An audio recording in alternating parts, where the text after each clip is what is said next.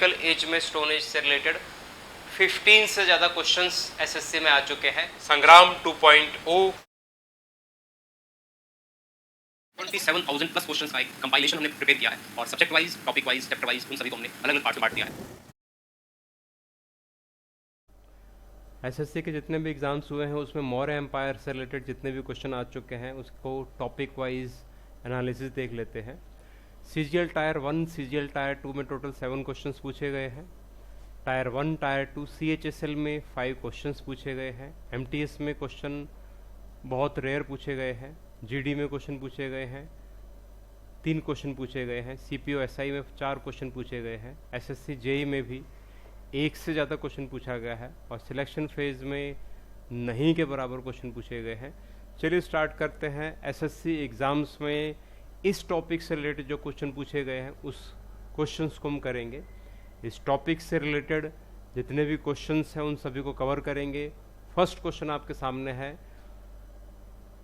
Question number 117। इस topic का पहला question, who among the following ascended the throne of the Mauryan Empire after the death of Chandragupta Maurya. Chandragupta Maurya की मृत्यु के बाद इनमें से कौन मौर्य साम्राज्य की गद्दी पर बैठा?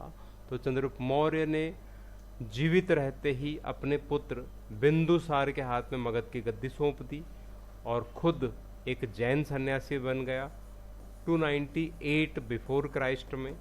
और एक जैन मुनि जिसका नाम था भद्रबाहु, उसके साथ में साउथ इंडिया चला गया और साउथ इंडिया में आजकल का जो स्टेट है जिसे हम कर्नाटका के नाम से जानते हैं, वहाँ पर एक जगह है जिसका नाम है श्रवण बेल गोला।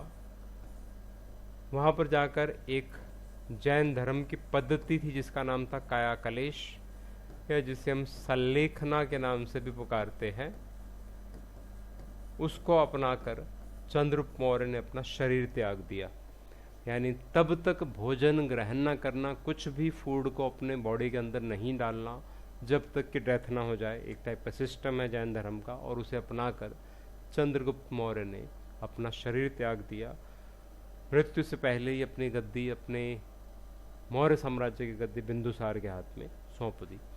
एमटीएस में क्वेश्चन पूछा जा चुका है। बढ़ते हैं आगे। क्वेश्चन नंबर 118 आपके सामने है, who was responsible for the murder of the last Mauryan empire. तो अंतिम मौर्य सम्राट की हत्या के लिए कौन जिम्मेदार था? तो ईयर है 184 बिफोर क्राइस्ट, जिस साल लास्ट शासक था मौर्य वंश का जिसे हम वृहद्रथ के नाम से जानते हैं, जिसकी हत्या उसी के सुप्रीम कमांडर यानी उसी के सेनापति पुष्यमित्र शुंग ने की थी। उसी के कोर्ट में, उसी के दरबार में ही की थी, क्योंकि लास्ट शासक मौर्य वंश का वृहद्रथ भोग विलास में डूबा रहता था, एडमिनिस्ट्रेशन में पार्टिसिपेट नहीं करता था, और पुष्यमित्र शुंग एक्टिव था और उसने वृहद्रथ की हत्या की, मौर्य साम्राज्य को समाप्त किया और एक नया वंश स्थापित किया जिसका नाम था शुंग वंश। शुंग वंश ने लगभग 109 साल तक शासन किया है। और मौर्य साम्राज्य की बात करें तो मौर्य साम्राज्य ने 134 ईयर्स तक शासन किया है। और मौर्य वंश का पहला शासक चंद्रगुप्त मौर्य, मौर्य वंश का लास्ट शासक वृहद्रथ। तो एसएससी जेई में, सिविल में 2023 में शिफ्ट 1 में क्वेश्चन पूछा जा चुका है। बढ़ते हैं क्वेश्चन 119 की तरफ। How many members were interest with the responsibility of administrative work of the Maurya. Maurya सेना के प्रशासनिक कार्यों की जिम्मेदारी कितने सदस्यों को सौंपी गई थी? तो इसकी जानकारी हमें चाणक्य की पुस्तक अर्थशास्त्र में मिलती है और इसकी जानकारी हमें साथ ही मैगस्थनीज की बुक इंडिका में भी मिलती है। मौर्य एडमिनिस्ट्रेशन की जानकारी उससे पता लगता है कि टोटल 30 सदस्यों की 30 मेंबर्स की एक कमेटी होती थी जो मौर्य एडमिनिस्ट्रेशन की जिम्मेदारी को निभाती थी। और एसएससी जेई सिविल में 2023 में क्वेश्चन पूछा जा चुका है। क्वेश्चन नंबर 120 आपके सामने है, who classified Indian society into 7 classes. तो जब भी इंडियन सोसाइटी को 7 पार्ट्स में बांटने की बात आएगी तो ये जानकारी किसने दी है? तो मैगस्थनीज ने दी है अपनी बुक इंडिका में। मैगस्थनीज इंडियन हिस्ट्री में पहला एम्बेसडर था पहला ट्रैवलर था जो इंडिया में आया था, और सेल्यूकस का राजदूत बन के मौर्य साम्राज्य में चंद्रगुप्त मौर्य के दरबार में लगभग 6 साल तक रहा था। और एक विदेशी ने जिन आँखों से भारत को देखा था उसके बारे में इसने इंडिया के बारे में लिखा था, और अपनी बुक में इसने लिखा है कि इंडियन सोसाइटी टोटल 7 पार्ट्स में क्लासिफाइड थी, जबकि हम ऋग्वेद में देखते हैं कि इंडियन सोसाइटी टोटल 4 पार्ट्स में बटी हुई थी, लेकिन इसने 7 पार्ट्स में डिवाइड माना है। जब तक कि ऋग्वेद की हम बात करें, यजुर्वेद की बात करें, अदर वेद की बात करें, तो उसमें ब्राह्मण, क्षत्रिय, वैश्य, शूद्र की जानकारी 4 पार्ट्स मिलते हैं, 4 क्लासिफाइड मिलते हैं इंडियन सोसाइटी के। मेगास्थनीज ने ब्राह्मण, क्षत्रिय, वैश्य, शूद्र का नाम नहीं लिया। उसका मानना था कि फिलॉसफर से लेकर सभासद तक टोटल 7 पार्ट्स में बटा हुआ था इंडियन सोसाइटी। तो मेगास्थनीज के इंडिका मिस्र पाई की जानकारी मिलती है। एसएससी जेई सिविल में क्वेश्चन आ चुका है 2023 में। क्वेश्चन नंबर 121 को देख लेते हैं। नेक्स्ट क्वेश्चन है आपके सामने। According to Ashoka's inscriptions which of the following was not a provincial state in the Magadha empire. तो अशोक के शिलालेखों के अनुसार इनमें से कौन सा मगध साम्राज्य का प्रांतीय केंद्र नहीं था। तो अशोक के इंस्क्रिप्शन खासकर 30 नंबर 40 नंबर में हमें मौर्य प्रोविंसेस की जानकारी मिलती है, और इसने तोसली का उल्लेख किया है जो उस समय कलिंग के नॉर्दर्न पार्ट की कैपिटल थी। उज्जैनी का उल्लेख किया है इसने क्योंकि उस समय मध्य स्टेट की कैपिटल थी ये। तक्षशिला का उल्लेख किया है जो कि उस समय उत्तरापथ की कैपिटल थी, लेकिन किसी भी तरीके से इंद्रप्रस्थ का उल्लेख नहीं किया। इंद्रप्रस्थ की जानकारी हमें महाभारत में मिलती है जिसे जय संहिता के नाम से भी जाना जाता है, लेकिन ये अशोक का इंस्क्रिप्शन से रिलेटेड नहीं है। एसएससी एमटीएस 2023 शिफ्ट 1 में क्वेश्चन पूछा जा चुका है। बढ़ते हैं क्वेश्चन 122 की तरफ। Which of the following text gives a detailed description of the administrative and military organisation of the period of the Maurya empire. इनमें से कौन सा ग्रंथ मौर्य साम्राज्य के काल के प्रशासनिक और सैन्य संगठन का विस्तृत विवरण देता है। तो एडमिनिस्ट्रेशन की जानकारी हमें स्पेशली मिलती है चाणक्य के अर्थशास्त्र में, तो आंसर होगा अर्थशास्त्र। क्योंकि शूल सूत्र की बात करें तो ये 6 वेदांग हैं वेदों के, उनमें से एक है कल्प, उसका एक पार्ट है शूल सूत्र। बृहद संहिता की बात करें तो एस्ट्रोलॉजी पर लिखा हुआ बुक है जिसे वराह मिहिर ने लिखा है गुप्त काल में, और नीति शास्त्र भी, नीति सार भी गुप्त काल से संबंधित है जो कि पॉलिटिक्स पर आधारित है। लेकिन जब हम मौर्य एम्पायर के एडमिनिस्ट्रेशन और मिलिट्री ऑर्गेनाइजेशन की बात करें तो हमें जानकारी पूरी की पूरी मिलती है अर्थशास्त्र में। तो सिलेक्शन फेज 11 में क्वेश्चन 2023 में पूछा गया है। आगे बढ़ेंगे क्वेश्चन नंबर 123 की तरफ। इन Kautilya's Saptanga Siddhanta Amatya refers to which of the following. Kautilya के सप्तांग सिद्धांत में अमात्य इनमें से किसको संदर्भित था। तो कौटिल्य के अर्थशास्त्र में हमें स्ट्रक्चर ऑफ स्टेट की जानकारी मिलती है, एम्पायर के स्ट्रक्चर की जानकारी मिलती है। उसके अकॉर्डिंग अमात्य सबसे इम्पोर्टेंट पार्ट था इस सप्तांग सिद्धांत में। और किसके लिए संबोधित हुआ है तो ये मिनिस्टर और ऑफिसर्स के लिए यूज हुआ है, मंत्री और अधिकारी के लिए यूज हुआ है। अर्थशास्त्र में 18 प्रकार के मंत्रियों के लिए तीर्थ शब्द का यूज हुआ है, और उनकी सहायता के लिए 26 प्रकार के ऑफिसर्स यानी अध्यक्षों का उल्लेख हुआ है। और अर्थशास्त्र के अकॉर्डिंग 2 प्रकार के मंत्री होते थे, एक महापमात्य और दूसरा सिर्फ अमात्य। इससे पता लगता है कि जो कैबिनेट मंत्री होंगे, बड़े मंत्री होंगे, उनके लिए महापमात्य का यूज हुआ है, और जो स्टेट लेवल के यानी लोअर क्लास के मंत्री होंगे, सिर्फ मंत्री होंगे, उसे अमात्य शब्द का यूज हुआ है, जिससे सबसे इम्पोर्टेंट पार्ट माना गया है सप्तांग सिद्धांत में, यानी राजा की हेल्प के लिए ये सबसे इम्पोर्टेंट पार्ट रहता होगा। अर्थशास्त्र में इसका उल्लेख मिलता है। तो एसएससी सीजीएल टायर 1 में क्वेश्चन पूछा गया है 2023 में। आगे बढ़ेंगे क्वेश्चन नंबर 124 की तरफ। Which of the following Maurya rulers had conquered Kalinga. 12 time यहाँ से हटा लेना क्योंकि 12 बार ये विजय, थोड़ा टाइपिंग मिस्टेक है। इनमें से किस मौर्य शासक ने कलिंग पर विजय प्राप्त की थी। तो अशोक ने कलिंग पर विजय प्राप्त की थी। अशोक गद्दी पर बैठा था 269 बिफोर क्राइस्ट में, और उसके 8 साल के बाद इसने 261 बिफोर क्राइस्ट में कलिंग पर आक्रमण किया था। और रोमिला थापर जो फेमस हिस्टोरियन है उसका मानना था कि कलिंग, जिसे आजकल के हम उड़ीसा से मिलाकर देख सकते हैं, जो कि महानदी और गोदावरी नदी के बीच का जो पार्ट है उसे कलिंग से मिलाकर देखा गया है। और एसएससी सीजीएल टायर 1 में 2023 में शिफ्ट 2 में क्वेश्चन पूछा जा चुका है। बढ़ते हैं क्वेश्चन नंबर 125 की तरफ। How many years after his coronation did emperor Ashoka कंकर कलिंगा? तो सम्राट अशोक ने अपने राज्याभिषेक के कितने वर्ष के बाद कलिंग पर विजय प्राप्त की थी? तो कलिंग पर विजय प्राप्त की थी 8 वर्ष के बाद में, यानी 261 बिफोर क्राइस्ट में। अभी लास्ट क्वेश्चन में हमने डिस्कस किया है 261 बिफोर क्राइस्ट में इसने विजय प्राप्त की थी। एसएससी सीजीएल में 2023 में शिफ्ट 1 में क्वेश्चन पूछा जा चुका है। आगे बढ़ते हैं क्वेश्चन नंबर 126 की तरफ। Which of the following Maurya ruler gave up fighting after the battle of Kalinga? इनमें से किस मौर्य शासक ने कलिंग की लड़ाई के बाद में लड़ाई छोड़ दी थी? तो वर्ल्ड हिस्ट्री में अशोक पहला ऐसा शासक है जिसने किसी राज्य में आक्रमण किया, उसे जीता और उसके बाद में उसके मन से युद्ध की नीति निकल गई। उसका मानना था कि इससे रक्तपात होता है, नुकसान होता है, और इसने फिर शांतिवादी नीति को अपनाया, बौद्ध धर्म को ग्रहण कर लिया। तो पूरे वर्ल्ड हिस्ट्री में अशोक का पहला एकमात्र शासक है जिस युद्ध जीतने के बाद में युद्ध की नीति को छोड़ दिया और धर्म की नीति को, धम्म की नीति को अपना लिया। अशोका से रिलेटेड है। एसएससी सीजीएल टायर 1 में 2023 में शिफ्ट 2 में क्वेश्चन पूछा जा चुका है। आगे है question number 127। Which of the following was defeated by Maurya emperor Chandragupta Maurya? इनमें से किसको मौर्य सम्राट चंद्रगुप्त मौर्य ने हराया था? तो चंद्रगुप्त मौर्य ने हराया था सेल्यूकस निकेटर को 305 बिफोर क्राइस्ट या 304 बिफोर क्राइस्ट में ये युद्ध हुआ था। कई बुक्स में 304 मिलेगा, कई बुक्स में 304-5 मिलेगा। तो लगभग अप्रॉक्सीमेटली इस दौरान बैटल ऑफ हाइडेस्पिच हुआ था, जिसे हाइडेस्पिच को झेलम नदी से मिलाकर देखा जाता है, जिसे वेदों में वितस्ता कहा गया है।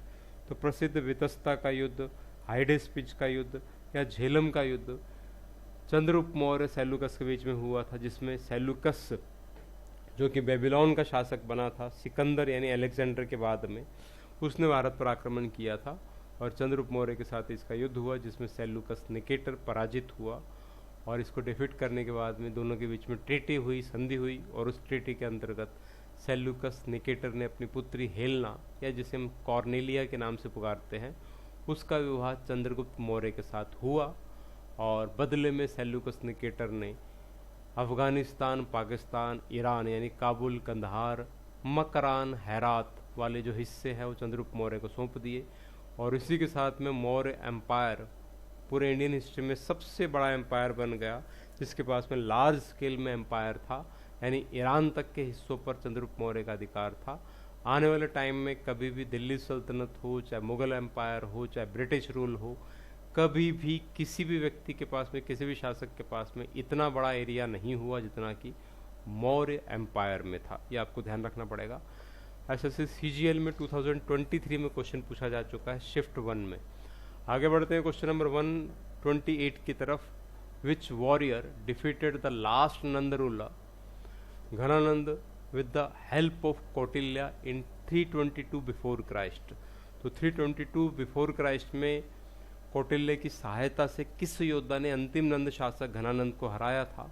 तो चंद्रगुप्त मौर्य ने मौर्य साम्राज्य की स्थापना की थी, नंद वंश के लास्ट शासक घनानंद को पराजित करके, उसकी हत्या करके 322 बिफोर क्राइस्ट में। तो एसएससी एमटीएस हवलदार में 2023 में 22 में क्वेश्चन पूछा जा चुका है शिफ्ट 3 में। आगे है question number 129। Which of the statements given below is correct? नीचे दिए गए कथनों में से कौन सा सही है? तो 2 स्टेटमेंट दिए गए हैं, इनमें से कौन सा सही है वो आपको देखना है। फर्स्ट स्टेटमेंट है most of Ashoka's inscriptions were written in Brahmi script. Ashoka के अधिकांश शिलालेख ब्राह्मी लिपि में लिखे गए थे। तो डेफिनेटली ये स्टेटमेंट सही है। वैसे तो अशोक के इंस्क्रिप्शन 4 स्क्रिप्ट्स में लिखे गए हैं, जिसमें ब्राह्मी है, खरोष्टी है, आरमाइक है और यूनानी है, लेकिन मैक्सिमम जो लिखे गए वो ब्राह्मी स्क्रिप्ट में लिखे गए थे। सेकेंड स्टेटमेंट है many of Chanakya's ideas were written in a book called Arthashastra. तो चाणक्य के कई विचार अर्थशास्त्र नामक पुस्तक में लिखे गए हैं। तो ये स्टेटमेंट भी ठीक है, तो इस वजह से दोनों स्टेटमेंट जब ठीक है तो आंसर हो जाएगा बोथ 1 और 2। तो ये क्वेश्चन MTS हवलदार में 2022 में पूछा जा चुका है। बढ़ते हैं 130 की तरफ। क्वेश्चन नंबर 130 है, what was the work of an officer named समाहर्ता। तो समाहर्ता नामक अधिकारी का कार्य क्या था? तो समाहर्ता मौर्य एडमिनिस्ट्रेशन का एक फेमस ऑफिसर था, जिसे प्रेजेंट के फाइनेंस मिनिस्टर से मिलाकर देख सकते हैं हम। एक प्रकार का वित्त मंत्री होता था ये, जिसका काम था टैक्स असेसमेंट को देखना।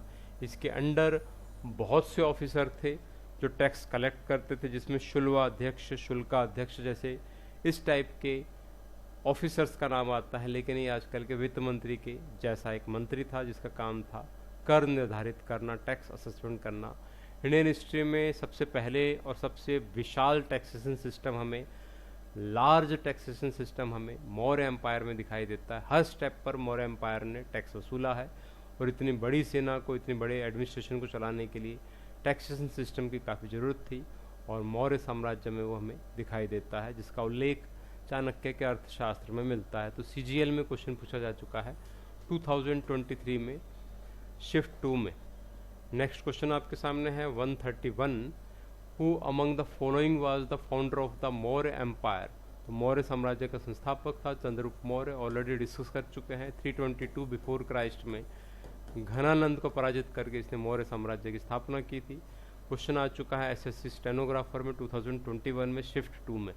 आगे बढ़ते हैं क्वेश्चन नंबर 132 की तरफ, who among the following deciphered the Brahmi script for the first time in 1837। तो इनमें से किसने 1837 में पहली बार ब्राह्मी लिपि को पढ़ा था? तो ब्राह्मी लिपि, जिसे मदर ऑफ एशियन लैंग्वेज के नाम से जाना जाता है, उसे सबसे पहले पढ़ने में सफलता प्राप्त की थी जेम्स प्रिंसप नाम का एक ब्रिटिश ऑफिसर था उसको। और जब इसने ब्राह्मी स्क्रिप्ट को पढ़ा तो उसके बाद में अशोक के अभिलेखों को पढ़ा गया, क्योंकि अशोक के अधिकांश अभिलेख ब्राह्मी स्क्रिप्ट में लिखे गए थे। और ये क्वेश्चन आ चुका है SSC MTS में 2021 में। क्वेश्चन नंबर 133 आपके सामने है, which of the following script is considered to the mother of all modern Indian scripts. Already discuss कर चुके हैं, भारत की सबसे पुरानी ओल्डेस्ट स्क्रिप्ट जो है ब्राह्मी स्क्रिप्ट है। आजकल देवनागरी लिपि है, द्रविड़ लिपि है, जितनी भी इंडियन लैंग्वेज हैं उन सभी का डेवलपमेंट जो है वो ग्रोथ हुई है ब्राह्मी स्क्रिप्ट से। इसे mother of modern Indian scripts के नाम से जाना जाता है ब्राह्मी स्क्रिप्ट को, जिसको सबसे पहले पढ़ने में सफलता प्राप्त की थी जेम्स प्रिंसिप नाम के एक ब्रिटिश ऑफिसर ने 1837 में। ये क्वेश्चन भी MTS में 2021 में पूछा जा चुका है। आगे बढ़ते हैं क्वेश्चन नंबर 134 की तरफ, who was the last ruler of Maurya dynasty. Maurya वंश का अंतिम शासक कौन था? तो मौर्य वंश का अंतिम शासक बृहद्रथ। 184 बिफोर क्राइस्ट में इसी के सेनापति पुष्यमित्र शुंग ने इसकी हत्या की और गद्दी प्राप्त कर ली। तो ये लास्ट किंग था मौर्य एम्पायर का। MTS में क्वेश्चन पूछा जा चुका है 2021 में शिफ्ट 3 में। आगे बढ़ते हैं क्वेश्चन नंबर 135 की तरफ, emperor Ashoka adopted Buddhism after the following. सम्राट अशोक ने इनमें से किसके बाद में बौद्ध धर्म अपनाया था? तो war of Kalinga, battle of Kalinga के बाद में इसने बौद्ध धर्म को अपनाया था। 261 बिफोर क्राइस्ट में इसने कलिंग पर विजय प्राप्त की, जिसमें भारी रक्तपात हुआ था और इस टाइप के लाखों लोग की मृत्यु, लाखों लोगों के इंजर्ड होने के बाद में इसने युद्ध की नीति को हमेशा के लिए त्याग दिया और युद्ध की नीति को छोड़कर इसने धम्म नीति को यानी बौद्ध धर्म की नीति को अपनाया। उपगुप्त नाम के एक बौद्ध भिक्षु से इसने बौद्ध धर्म की दीक्षा ग्रहण की थी। और 261 बिफोर क्राइस्ट के बाद का जो टाइम पीरियड है अशोक का, वो केवल और केवल बौद्ध धर्म के प्रचार प्रसार से संबंधित था और शांतिवादी नीतियों के प्रचार प्रसार से संबंधित था, नैतिकता के विकास से संबंधित था। SSC MTS में 2021 में शिफ्ट 3 में ये क्वेश्चन पूछा जा चुका है। क्वेश्चन नंबर 136 आपके सामने है, which of the following ruler was not related of the Maurya dynasty. इनमें से कौन सा शासक मौर्य वंश से संबंधित नहीं था? तो चंद्रगुप्त मौर्य ने इस वंश की स्थापना की थी। चंद्रगुप्त मौर्य के बाद में बिंदुसार उसकी गद्दी पर बैठा था और बिंदुसार के बाद में अशोक उसकी गद्दी पर बैठा था। लेकिन बिंबिसार का कोई भी लेना देना नहीं था मौर्य एम्पायर से। नाम बिंदुसार और बिंबिसार मिलता जुलता है, सिमिलर नेम्स हैं, लेकिन बिंबिसार हर्यक डायनेस्टी से रिलेटेड है। इसका टाइम पीरियड है 544 बिफोर क्राइस्ट से 492 बिफोर क्राइस्ट तक का इसका टाइम पीरियड है। महात्मा बुद्ध का समकालीन था और महावीर स्वामी का समकालीन था, सेम टाइम का था। और मगध साम्राज्य का पहला शासक, मगध साम्राज्य का संस्थापक, founder of Magadha empire Bimbisara से संबंधित है, जिसका मौर्य एम्पायर से कोई लेना देना नहीं है। एमटीएस में क्वेश्चन पूछा जा चुका है। बढ़ते हैं क्वेश्चन नंबर 137 की तरफ। What was the name of the daughter of king Ashoka whom he gave the responsibility of performing the duties of a Buddhist missionary? राजा अशोक की पुत्री का क्या नाम था जिसे उन्होंने बौद्ध मिशनरी के कर्तव्यों को निभाने की जिम्मेदारी सौंपी थी? अशोक जो मौर्य वंश का सबसे प्रमुख शासक था, इसने 251 बिफोर क्राइस्ट में थर्ड बौद्ध कॉन्फ्रेंस का आयोजन किया था अपनी राजधानी पाटलिपुत्र में। और उसके बाद में अशोक ने इंडिया के अलग अलग मगध साम्राज्य के अलग अलग दिशाओं में बौद्ध धर्म के प्रचार प्रसार के लिए बहुत से धर्म प्रचारक, बहुत से मिशनरीज को भेजा, जिनमें से आजकल के श्रीलंका और आजकल के दक्षिण पूर्व एशिया में बौद्ध धर्म के प्रचार प्रसार के लिए इसने अपने पुत्र महेंद्र को और अपनी पुत्री संघमित्रा दोनों को इसने भेजा था श्रीलंका और साउथ ईस्ट एशियन कंट्रीज में। एसएससी एमटीएस में 2021 में क्वेश्चन पूछा जा चुका है। बढ़ते हैं क्वेश्चन नंबर 138 की तरफ। Which of the following kings establish the Maurya empire in ancient India? इनमें से किस राजा ने प्राचीन भारत में मौर्य साम्राज्य की स्थापना की थी? तो मौर्य साम्राज्य की स्थापना की थी चंद्रगुप्त मौर्य ने 322 ईस्वी पूर्व में घनानंद की हत्या करके मौर्य साम्राज्य की स्थापना की थी। एसएससी CHSL 2021 में क्वेश्चन पूछा जा चुका है। बढ़ते हैं क्वेश्चन नंबर 139 की तरफ। Which of the following rulers engraved his messages on stone surfaces for his subject and officials? इनमें से किस शासक ने अपनी प्रजा और अधिकारियों के लिए अपने संदेशों को पत्थर की सतहों पर खुदवाया था? तो इंडियन हिस्ट्री में अशोक पहला ऐसा किंग था जिसने अपने राज्य की जानकारी, अपने राज्य की पॉलिसीज़ की जानकारी, अपनी धार्मिक नीतियों की जानकारी प्रजा तक फैलाने के लिए इसने पत्थरों पर लेख खुदवाए थे, जिसे हम इंस्क्रिप्शन के नाम से जानते हैं या एडिट के नाम से जानते हैं या पिलर के नाम से जानते हैं या केव इंस्क्रिप्शन के नाम से जानते हैं। 4 टाइप के इसने लेख जो है खुदवाए थे। जैसे आजकल हम देखते हैं कि कोई भी गवर्नमेंट है वो अपनी पॉलिसीज़ की जानकारी हाईवेज में जगह जगह पर होर्डिंग लगवा देती है, सोशल मीडिया से अपने मैसेज पहुंचा देती है, वो अशोक के इंस्क्रिप्शन से मिलते जुलते हैं। इसी टाइप के संदेश, इसी टाइप के मैसेज अशोक ने इन इंस्क्रिप्शंस के माध्यम से प्रजा तक पहुंचाए थे। तो इंडियन हिस्ट्री का पहला शासक था अशोक, जिसने इस टाइप के इंस्क्रिप्शंस की हेल्प ली थी अपने मैसेजेस के लिए।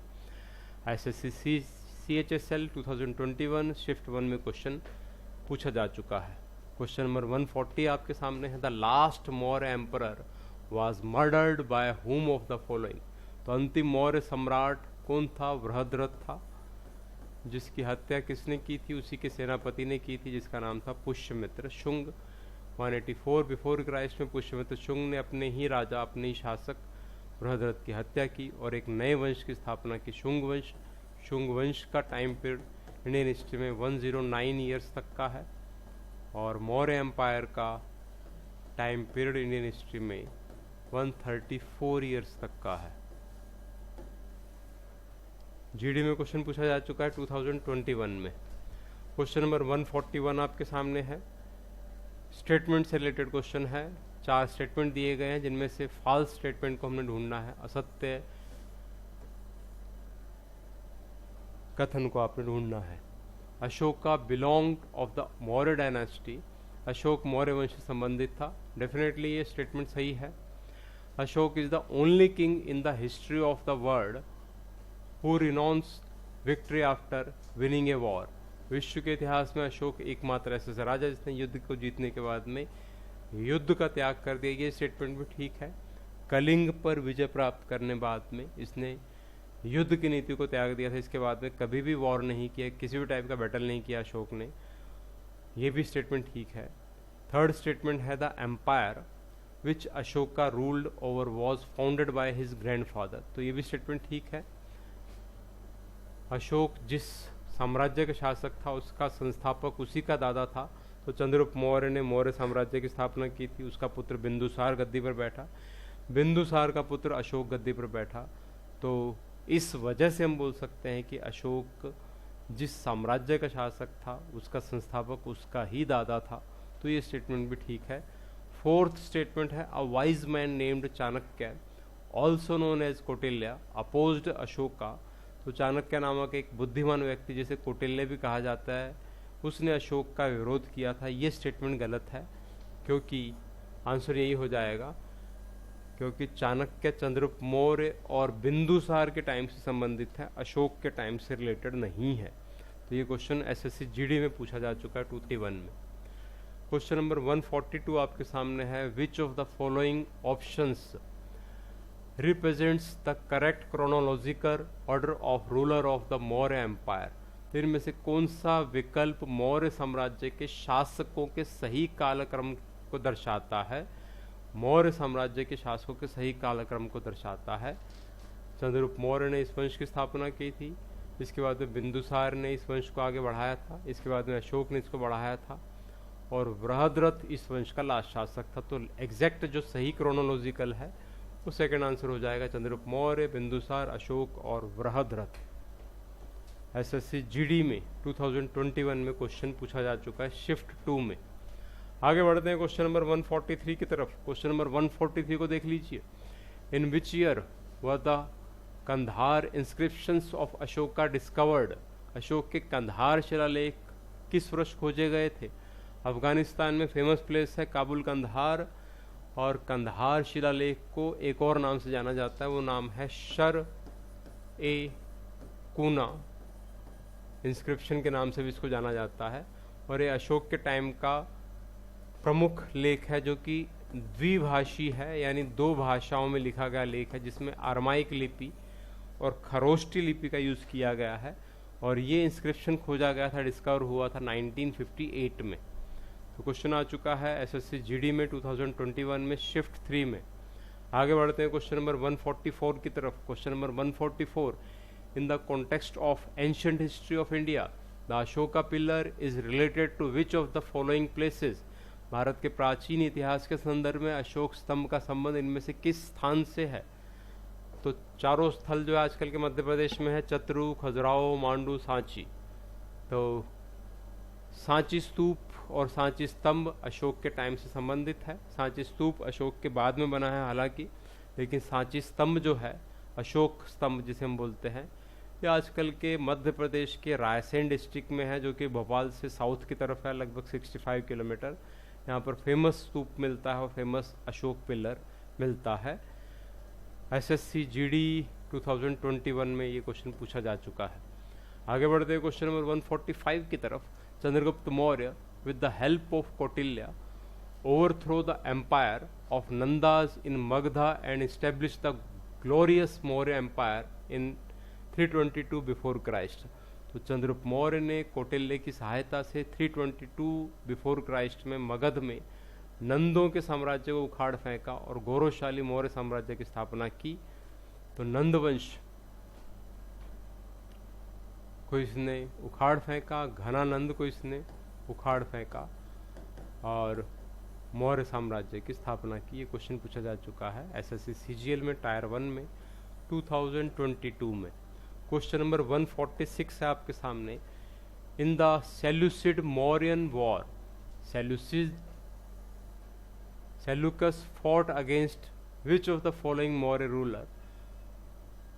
तो सेल्यूसिड मौर्यन वॉर में सेल्यूकस निकेटर जो कि बेबीलोन का शासक था, वो किसके विरुद्ध इसने युद्ध लड़ा था? चंद्रगुप्त मौर्य के विरुद्ध युद्ध लड़ा था, जिसे हम बैटल ऑफ हाइडेस्पिज या झेलम का युद्ध या वितस्ता के युद्ध के नाम से जानते हैं।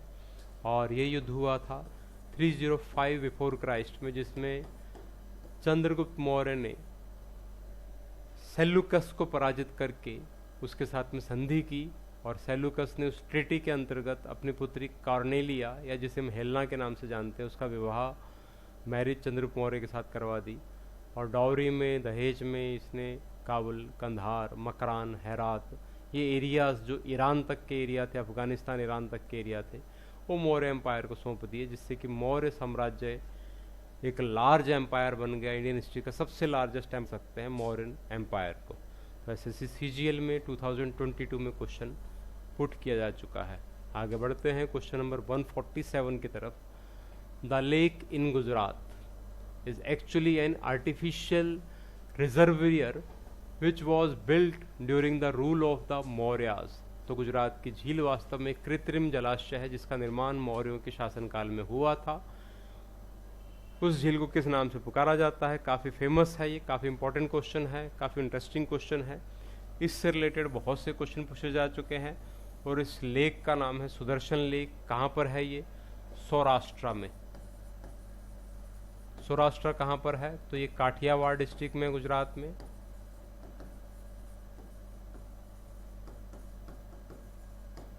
कौन सी पहाड़ियों के पास? तो हम बोल सकते हैं गिरनार, हिल्स ऑफ गिरनार या गिरनार की पहाड़ियों के पास। और जगह हम बोल सकते हैं उसको गुजरात का जूनागढ़ एरिया, जहाँ पर ये लेक मिलती है। और इस लेक को चंद्रगुप्त मौर्य ने अपने गुजरात के गवर्नर पुष्यगुप्त की सहायता से बनवाया था। और इंडियन हिस्ट्री के 4 किंग्स जो है इसके निर्माण में, इसके रिपेयरिंग में इन्वॉल्व थे, जिसमें सबसे पहले नाम आता है चंद्रगुप्त मौर्य का। उसके बाद में नाम आता है अशोक का, इसी वंश के शासक का। उसके बाद में रुद्र दामन फर्स्ट का नाम आता है, जो कि शक शासक था। और 4th नाम आता है स्कंदगुप्त का, जो कि गुप्त वंश का शासक था। तो इसकी जानकारी में मिलते हैं जूनागढ़ इंस्क्रिप्शन में, जिसे हम गिरनार इंस्क्रिप्शन के नाम से भी जानते हैं। इंडियन हिस्ट्री का संस्कृत लैंग्वेज में लिखा गया सबसे पहला इंस्क्रिप्शन है गिरनार इंस्क्रिप्शन, या जिसे हम जूनागढ़ इंस्क्रिप्शन के नाम से जानते हैं, जिसे रुद्रदामन फर्स्ट नाम का जो शक शासक था उसने लिखवाया था। और उसी से हमें जानकारी मिलती है कि गुजरात के सौराष्ट्र में सुदर्शन लेक चंद्रगुप्त मौर्य ने बनवाई थी। बाद में इसकी मरम्मत अशोक ने, उसके बाद में रुद्रदामन फर्स्ट ने, और लास्ट में स्कंदगुप्त ने की थी। क्वेश्चन ये भी पूछा जा चुका है कि सुदर्शन लेक के निर्माण से इनमें से कौन सा किंग इन्वॉल्व नहीं है? तो ये चारों इन्वॉल्व है। इन चारों के अलावा कोई ऑप्शन होगा तो आंसर होगा। तो SSC CGL में 2019 और 20 में शिफ्ट 1 में क्वेश्चन पूछा जा चुका है। नेक्स्ट क्वेश्चन आपके सामने क्वेश्चन नंबर 148। लास्ट क्वेश्चन है इस टॉपिक का, जो SSC के जितने भी एग्जाम हुए उसमें से क्वेश्चन पूछा गया है। आज के सेशन का भी ये लास्ट क्वेश्चन है। Ashoka can be considered the most famous ruler of early India who conquered Odisha present day coastal. Ashok को प्रारंभिक भारत का सबसे प्रसिद्ध शासक माना जा सकता है, जिसने ओडिशा पर विजय प्राप्त की थी, जो कि वर्तमान समय का एक तटीय क्षेत्र है। तो तटीय क्षेत्र, एक कोस्टल लाइन जो है वो प्रेजेंट का ओडिशा जो है उसे हम कलिंग से मिलाकर देखते हैं। 261 बिफोर क्राइस्ट में अशोक ने यहाँ पर विजय प्राप्त की थी। महानदी जो रिवर है और गोदावरी नदी जो रिवर है उसके बीच का जो एरिया है उसे हम कलिंग के नाम से पुकारते हैं, जिसे आजकल के उड़ीसा से मिलाकर देखा जाता है। तो इस टॉपिक से रिलेटेड लास्ट क्वेश्चन आज का यही है। SSC के वेरियस एग्जाम्स में इस टॉपिक से रिलेटेड जितने भी क्वेश्चंस आए हैं वो हमने कवर, और आशा है, होप करता हूँ मैं कि आपको समझ में आए होंगे। जुड़े रहिए डेली लर्निंग हब के साथ में। Thank you very much.